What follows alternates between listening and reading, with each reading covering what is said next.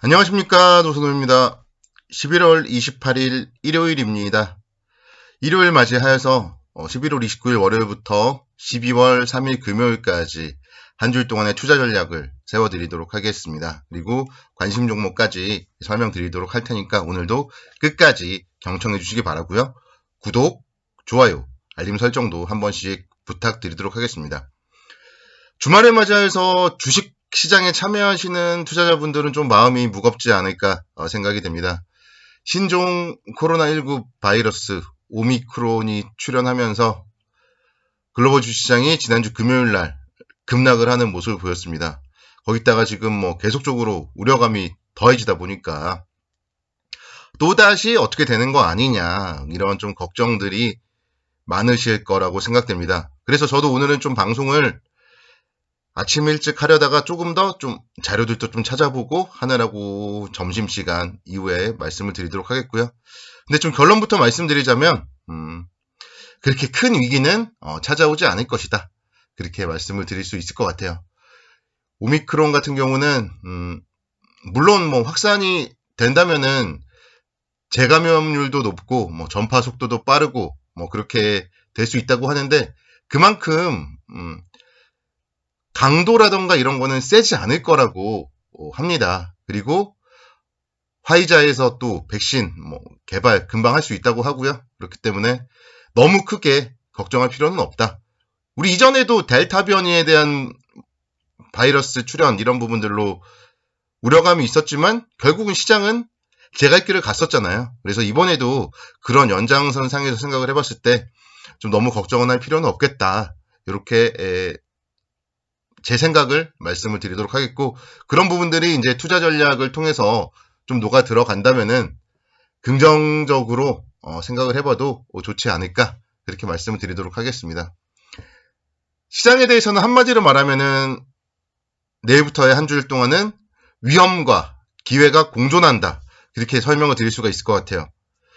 당장 지금 토요일 새벽 마감된 미국 시장 급락을 했기 때문에 내일 출발은 어렵게 출발할 가능성이 높지만 결국은 거기서 더 큰 낙폭이 커지거나 그렇지 않는다고 본다면은 기회의 영역이 아닐까, 그렇게 말씀을 드릴 수가 있겠고, 우리가 하나씩 생각을 해봤을 때는요, 또 최근에 사실 좀 좋지 못했던 게 금리 상승에 대한 우려가 있었잖아요.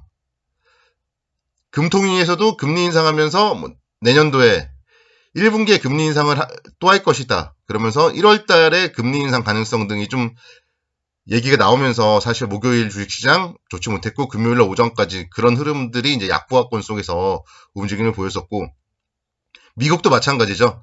테이퍼링 이런 거를 시행하면서 금리에 대해서 좀 인상 시기도 빨라질 것이다. 그런 부분들이 사실 지난주 후반에 시장에 좀 약세 요인으로 작용을 했었습니다.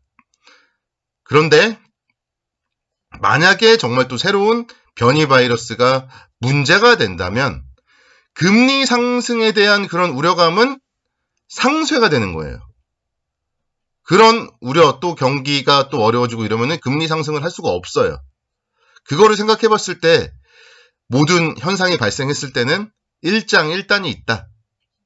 그렇게 생각을 해봤을 때는 결국은 너무 걱정할 필요가 없지 않을까, 그렇게 말씀드릴 수 있겠고, 만약에 이게 또 이제 바이러스가 별게 아니라고 한다면은 글로벌 경기는 결국 또다시 정상화가 될 것이고, 그럴 경우에는 이제 경기 정상화에 따른 금리 상승은 금리 상승 초기 국면에서는 주식시장의 호재입니다.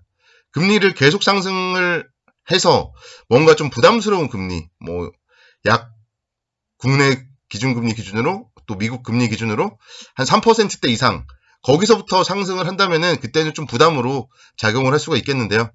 국내 금리 지금 올랐지만 1%고요.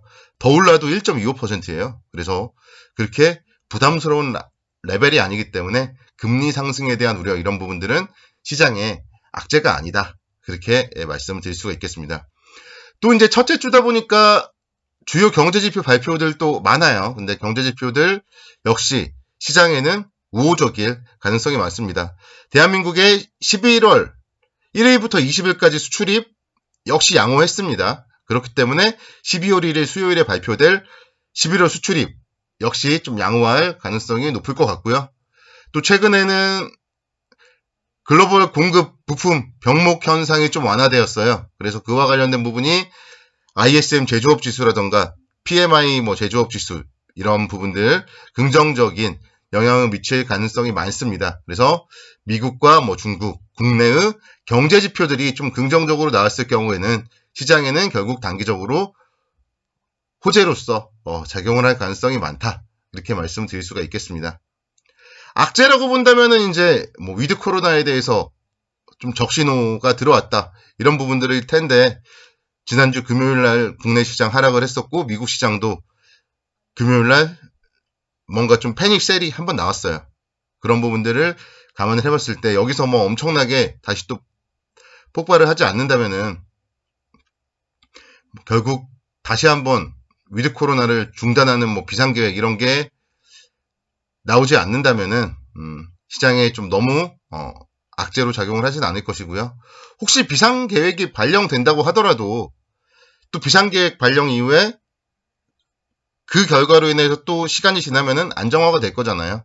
그런 부분들을 감안을 해봤을 때 경기 회복이 지연이 될 수는 있겠지만 경기는 결국 이게 지나가면 회복 국면으로 접어들 것이다. 그렇게 생각을 할 경우에는 조정 시에는 계속적으로 매수 관점으로 접근을 해야 된다. 이렇게 말씀을 드릴 수가 있겠습니다. 일단 시장에 대해서는 내일부터의 희망사항은 2900선은 그래도 좀 깨지지 않는 게 희망사항이고요. 10월, 11월 저점 라인이기 때문에 좀 지켜줬으면 좋겠고 그렇게만 지켜줬을 경우에는 여전히 3000선, 3100선 이런 부분들에 대해서는 투자 의견은 좀 변동이 없다. 그렇게 말씀드릴 수가 있겠습니다. 저점 매수 관점 좀 임하자 이렇게 말씀드리겠고요. 종목들을 좀 보면요. 오늘도 지금 이제 각종 경제 뉴스들을 살펴봤더니 증권업종의 실적이 상당히 좋다. 그런 뉴스들이 나와요. 그래서 거래대금 감소 추세에도 불구하고 증권업종, 증권사들의 실적 상당히 좋다. 그런 뉴스들이 나왔습니다. 여러분들이 그런 뉴스들은 좀 찾아보시기 바라겠고요. 디테일한 부분들은. 결국 증권사들의 실적이 좋아진다는 얘기는 브로커리지가 아니라 자산관리 쪽에 강점이 있는 증권주들 쪽을 중심으로 호재다. 이렇게 말씀드릴 수가 있겠습니다. 주가는 결국 실적에 수렴한다. 이 사실을 여러분들은 잊지 않으셔야 됩니다. 그래서 삼성증권 5만원대를 넘지 못하고 다시 또 46,000원이 왔어요. 뭔가 아쉽긴 하지만 결국은 또다시 저점 라인이에요. 현재 지금 제가 이제 그림을 그려놓은 자리 45,000원, 44,000원. 이 자리는 지지를 할 수밖에 없는 자리입니다. 이 자리가 깨질 수는 없어요. 고배당. 현재 주가 수준에서 배당 수익률도 한 6% 정도로 추정되거든요. 은행 금리 아무리 올려봤자 2%가 안 돼요. 근데 삼성증권을 지금부터 한 대만 가지고 있으면 배당 수익률이 6%입니다. 정말 6개월 묵혀줄 자금이 있다. 그냥 삼성증권을 사놓아야 돼요. 6개월 안에 원금 회복도 하는 거잖아요. 어차피 6개월 안에 배당도 받고 원금 회복도 하고 최악의 경우에도 이럴 확률이 그렇게 크지 않다. 그렇기 때문에 삼성증권 좀 관심 있게 지켜보셔야 됩니다. 주식을 투자를 하는 거를 위험하다고 생각하시는데 그런 분들이 많아요. 특히 또 최근에 시장이 안 좋다 보니까. 그런데 정말 고배당주만큼 안전한 주식은 없습니다.